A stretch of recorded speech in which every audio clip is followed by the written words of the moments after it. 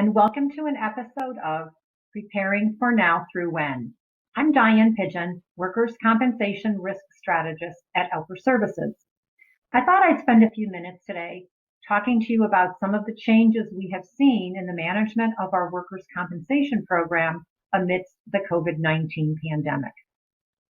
Since many of our states have shelter-in-place orders, how has that affected our management of our programs? How has that impacted our claims?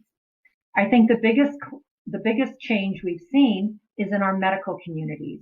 How are our medical providers seeing our patients, seeing our injured workers? Many of them are canceling appointments, reducing the number of appointments, or changing those medical appointments to a virtual platform. This same concept of virtual visits has also extended itself into physical therapy. No longer are some of our injured workers or patients being seen every time by a therapist. Rather, they are being monitored in an electronic or virtual mode. In addition, we've seen elective surgeries being canceled. Some of them are being pushed out indefinitely.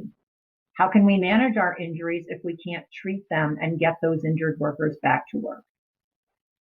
In addition, independent medical evaluations have been canceled or again switched over to a virtual platform. Again, we have to ask ourselves, is that a resource or a tool that we want to use at this point in time? Many of us also use nurse case managers to help us manage our claims.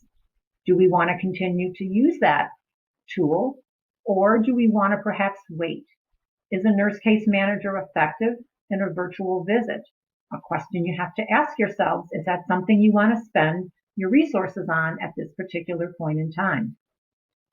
Surveillance has also been a very valuable workers' compensation management tool. But if people are sheltered at home, staying in place, is that something that's going to help us manage our claims? Social media checks that are often done.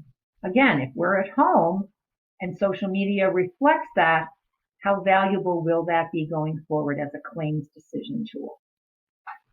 So as a result of these changes in how we manage our claims, how's this going to affect our programs? What is probably happening is that injured workers will be receiving payment of temporary total disability a little longer than they normally would have. We then begin to ask ourselves, so how is this going to affect my entire program? How is this going to affect a renewal I might have going forward? Again, questions we're all asking ourselves, but don't have the answers to. Rest assured, however, that every employer across the country is dealing with these same situations, and we'll just have to see how it plays out in the near future. Unfortunately, I don't have those answers either. What I can recommend is that you work with your carriers, with your third-party administrators, using the tools that we do have to make the best claims decision and manage our programs the most effective way that we can. Hopefully in a few short weeks, our states will begin to open up, and hopefully the medical community will be among one of those first. We can begin to get our employees, our injured workers, correctly diagnosed, treated, and return to work.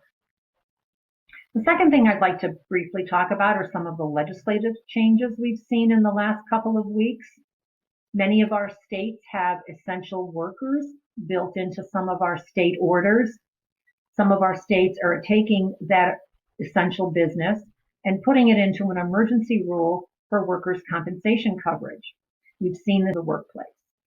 My recommendation is that all positive COVID-19 cases be submitted through your carrier, through your third-party administrator. Let them help you make those decisions whether those claims should be approved or if they can be denied.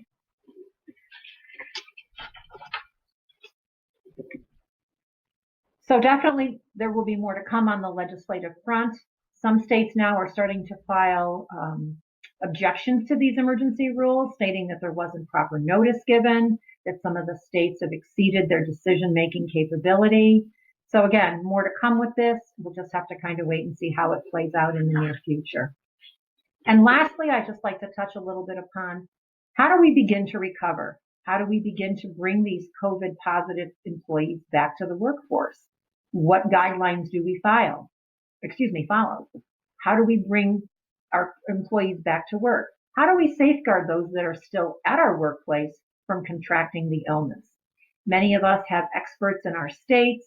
There's the Centers for Disease Control. I recommend that you look to your experts for guidance in these areas and follow them. They will help you make the right decisions. So in closing, I just want to remind everyone that you're not alone in this process. Employers across the country are facing the same situations and the same dilemmas. And once again, your Alper team of experts is here to navigate you through this climate as well. Thank you.